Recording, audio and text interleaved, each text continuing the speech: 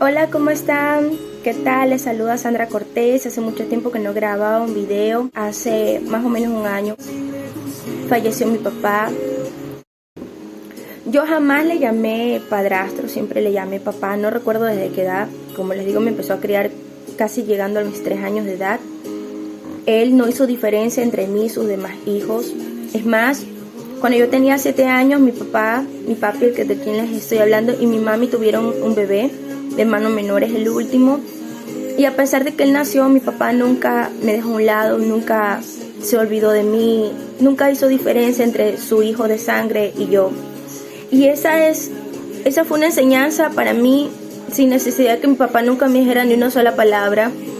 Nunca necesitó hablarme acerca de ese amor, nunca necesitó explicarme, porque su tan solo ejemplo marcó algo en mí, aunque yo no lo pensaba. No sabía cómo sucedió, pero dentro de mi corazón había un amor para dar por otras personas, que no importara para mí de que sean o no de mi sangre. Y creo que se debió al ejemplo que él me dejó. Cuando yo crecí, si algunos ya han visto mi testimonio anterior, pues yo no pude tener hijos propios. Conocí a mi esposo cuando tenía 26 años y él tenía una niña en aquel entonces que ya tenía 8 años. Una de las cosas que a mí me pasó fue que yo me enamoré de ella, pues yo no tenía hijos. Ya para este tiempo yo ya sabía que no podía embarazarme porque no tenía mis trompas de falopio. Y yo me enamoré de ella. Era una niña muy dulce, era una niña muy inquieta, normal como todos los niños. Y hice mi vida con él, con ella, y las cosas no fueron fáciles. Una niña que estaba muy cerca, muy aproximada a la adolescencia, y ustedes saben o han escuchado cómo es la adolescencia. Es una etapa muy difícil. Yo aún era una mujer muy joven, hablando en el sentido de que no había experimentado con hijos anteriormente, y empecé a lidiar con una niña entrando a la etapa de adolescencia. Cuando nosotros nos fuimos a vivir juntos ya con la niña, ella cumplió 9 años estando ya con nosotros los primeros meses. Y su adolescencia o sus cambios empezaron muy pronto, empezaron muy rápido. Ella empezó a tener sus cambios hormonales, y su entrada a la pubertad fue fuerte. Problemas casi todos los días durante mucho tiempo. En cierta forma rechazo hacia mí, porque yo me tomaba el papel de madre en serio, yo me lo tomaba literalmente. Yo no era su amiga, yo no era su compañera, yo no era la esposa de su papá, yo era su madre. Por lo tanto estaba detrás de ella, por lo tanto estaba pendiente de sus cosas, poniendo disciplina, marcando parámetros, cosas que a ella le chocaban doblemente. Le chocaban por la edad en la que ella se encontraba, y segundo, le chocaban porque no era su mamá de sangre, su madre biológica. Era una situación difícil, pero ha pasado el tiempo, han pasado los años. Ella ahora tiene ya 24 años. Desde que ella ya tenía 9 años me decía mamá. Fue el regalo más hermoso que ella a mí me dio, que me diera esa confianza y de llamarme madre. Pues ella ahora ya está embarazada, voy a ser abuela, tiene 3 meses de embarazo, y es una de las experiencias más hermosas que estoy viviendo. Luego de eso tuve a Jeremías. Jeremías llegó a mi vida cuando tenía exactamente un día de nacido. En cuanto a la llegada de Jeremías a mi vida, fue una etapa muy hermosa. Era el primer bebé con el que yo lidiaba desde el primer día, desde sus primeros meses. Todas las cosas hermosas que uno como madre puede experimentar y vivir, y quedan para siempre marcadas en nuestro corazón. Entonces, cuando Jeremías tenía 3 meses empezamos a pasar situaciones muy difíciles. Empezó a enfermarse, pues Jeremías tenía una situación de salud que nunca los doctores nos pudieron explicar a cabalidad. Él tenía deficiencia inmunológica, no sabíamos por qué. Yo no tengo mayor historial acerca de su madre.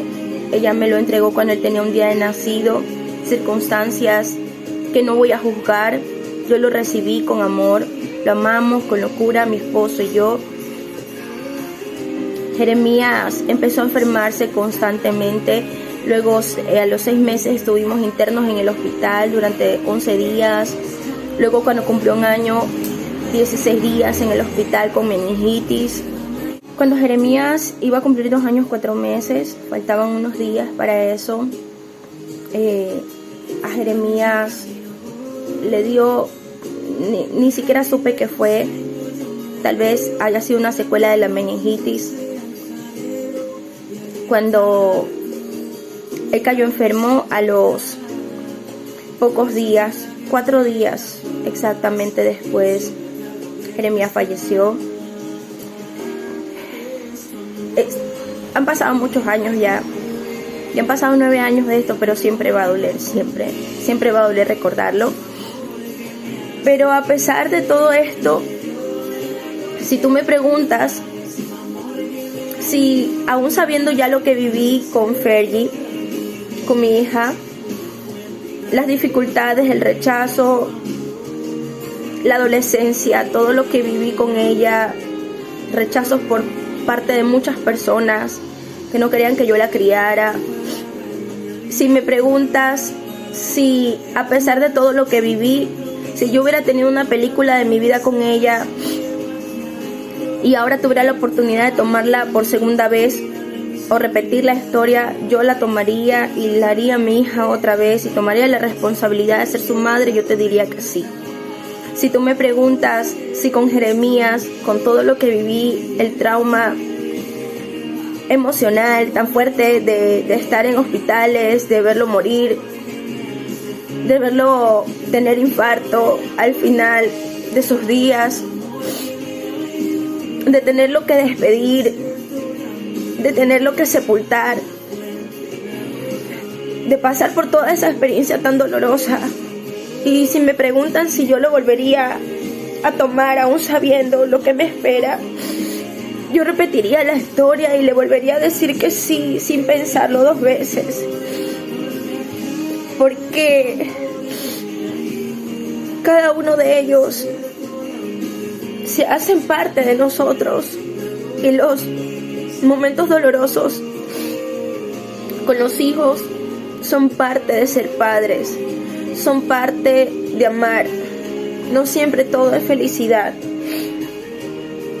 Después de 1 año de la muerte de Jeremías, yo me realicé un embarazo in vitro y no funcionó. Así Dios lo quiso, no salió positivo, y en ese mismo tiempo nació uno de los regalos más hermosos que Dios me ha dado, que yo tengo ahora, y es Daniel. Daniel es el hijo de mi hermanastra, de la hija de mi papi Julio, que tiene casi mi edad. Ella por situaciones no lo pudo tener, y Daniel llegó a mi vida cuando tenía 1 mes 10 días. Con Daniel vivimos algo tan precioso. Él llegó pequeñito, chiquitito, muy delgadito,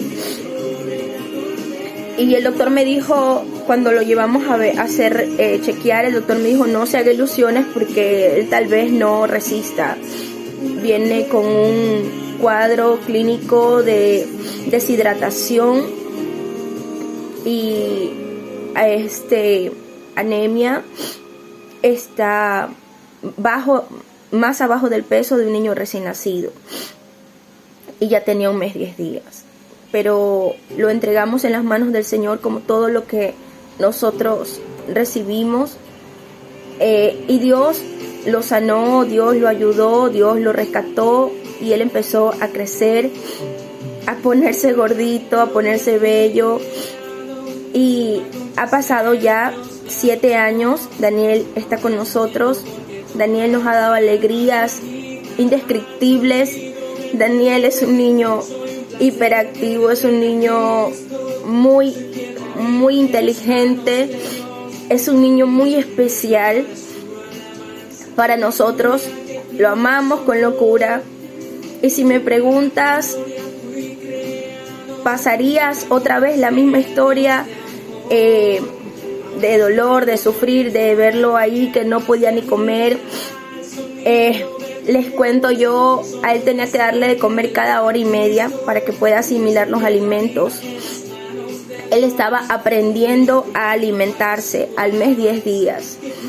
Y yo no dormía, me sentaba al pie de su cuna y me recostaba la cabeza, porque si yo me dormía se me pasaba la hora de que él, si me acostaba en mi cama, se me pasaría la hora de que él coma.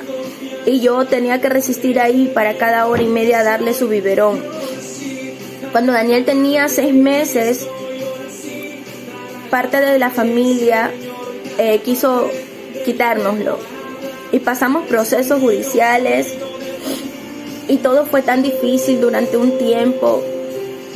Pero Dios siempre estaba delante. Dios era su plan, no era el mío.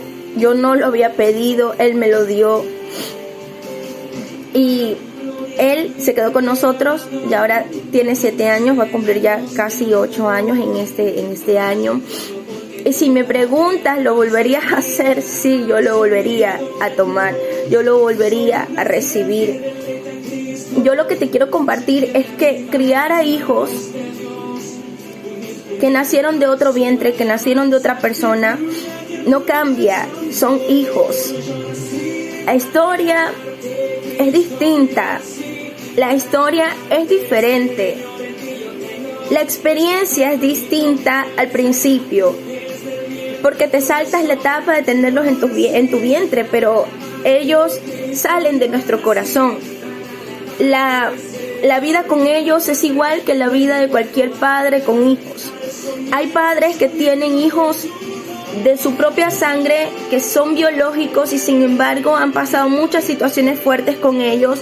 Sin embargo, hay hijos de esta manera que igual caen en drogas, que caen en prostitución, que se van de la casa, que son rebeldes o que se enferman o que nacen y tienen enfermedades crónicas, enfermedades graves, padres que pasan en hospitales.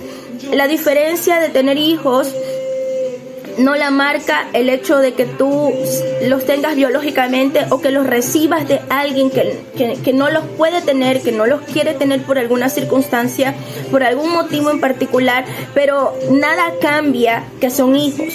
Yo lo que quiero motivarte en esta hora es el hecho de que si tienes la oportunidad de recibir a un niño en tu casa, si tienes la oportunidad de recibir a un familiar, a un sobrino, a un primo, a alguien cercano que no tiene quien lo críe, o si conoces a alguna joven, alguna niña que ha sido violada o que por algún motivo en particular no quiere tener a su hijo, no puede tenerlo, no puede hacerse cargo de él, se siente incapaz y quiere abortarlo.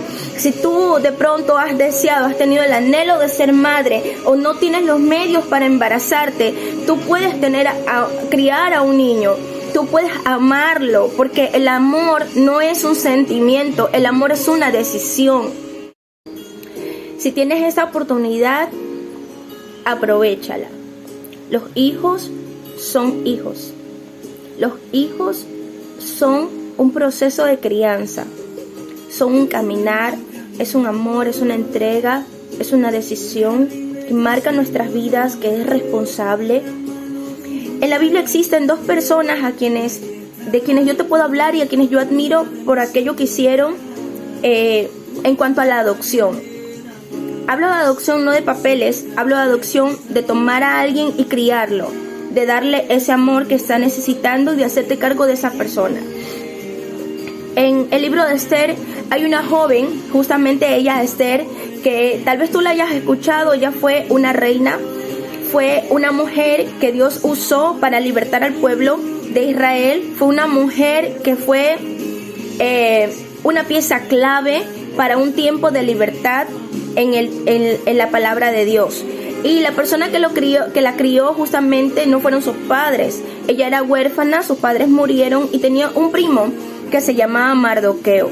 Mardoqueo es un gran ejemplo para mí, porque Mardoqueo la crió y le dio todas las enseñanzas que ella necesitaba para llevar una vida de temor de Dios, para llevar una vida íntegra, y la preparó sin darse cuenta.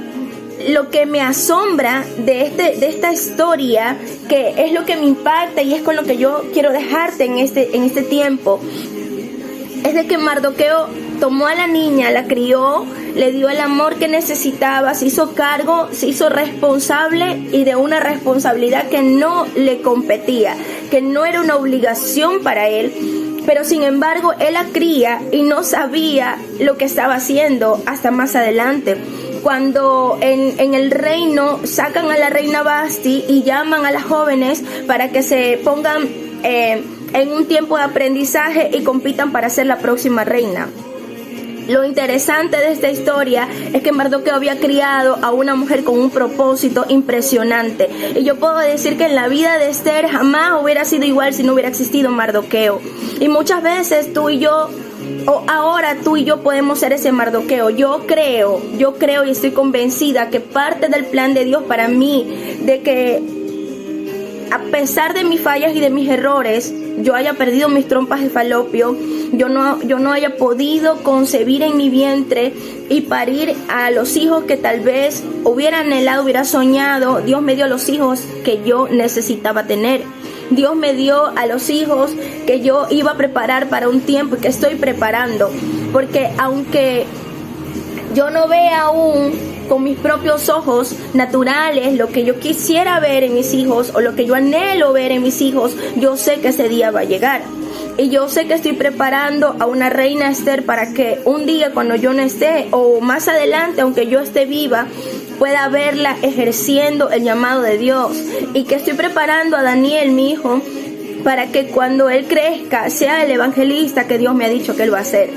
Y pueda ser uno de los evangelistas que queden en el tiempo más difícil de la historia en la tierra. Porque la venida de Cristo está muy cerca. Y este hombre crió a esta niña y ella fue la reina más adelante.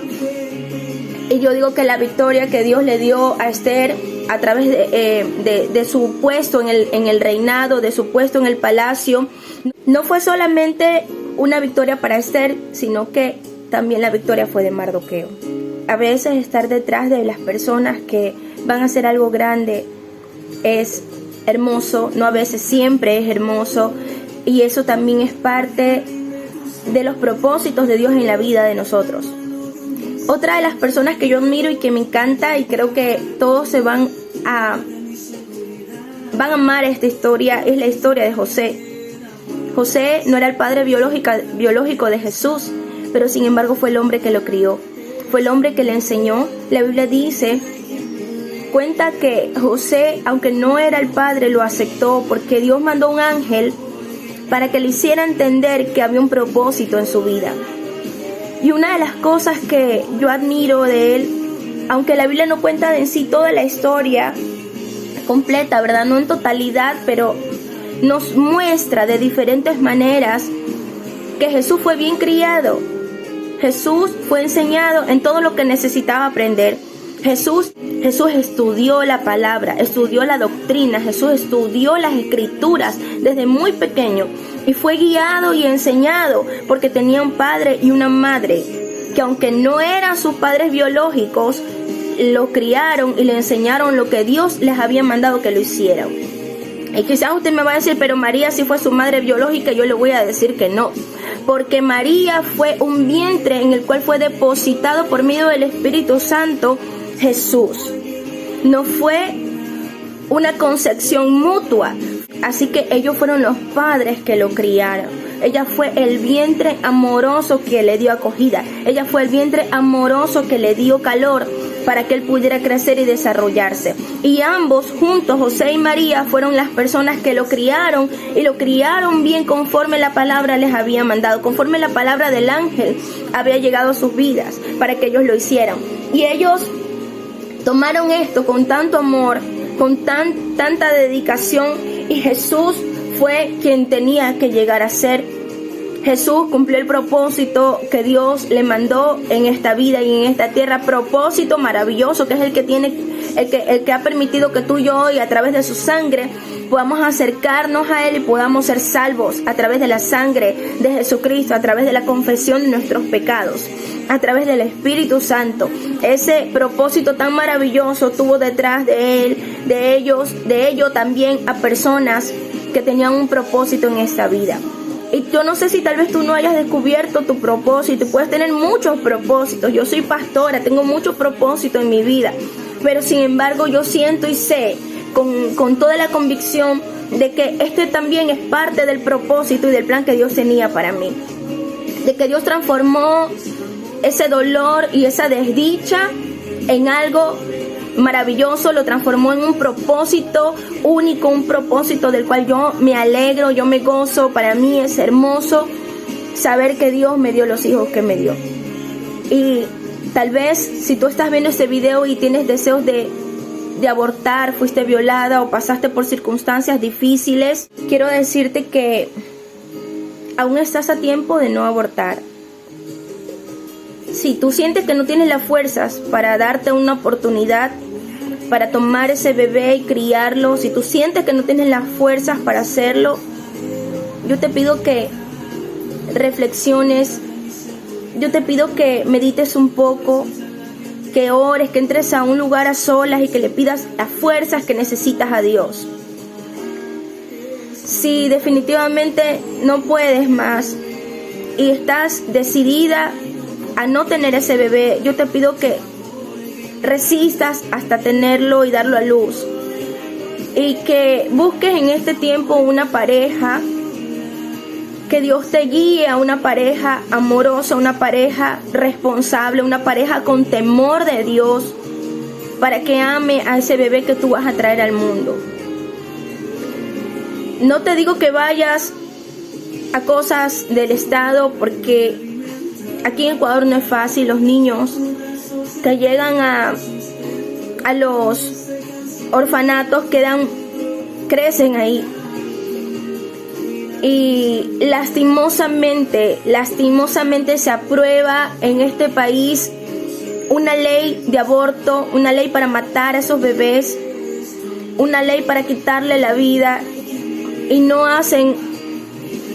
organizan un proyecto donde al contrario se pueda dar en adopción a estas criaturas, a familias, a parejas que están dispuestas, que anhelan. ¿Cuántas parejas anhelan tener un bebé?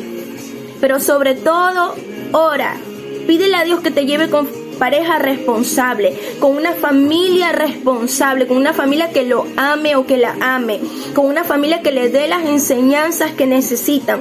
Porque yo te aseguro que cuando el tiempo pase, tú ya no vas a sentir solamente el dolor de que fuiste violada o de que el hijo que concebiste lo concebiste en maneras que no querías, y ya no vas a sentir solo ese dolor.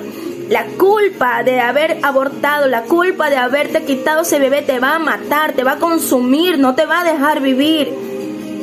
Y tal vez no sea una opción tan hermosa darlo, regalarlo, tomar a tu bebé y dárselo a otra persona, pero por lo menos un día podrás mirar, qué sé yo, a través de redes sociales, su foto, y vas a decir: mi hijo es feliz. Mi hijo está en un lugar donde lo aman y ha crecido y está hermoso y es una persona de bien. Y le di vida. Vas a por lo menos poder decir: no cargo con la culpa de haber matado a un ser humano.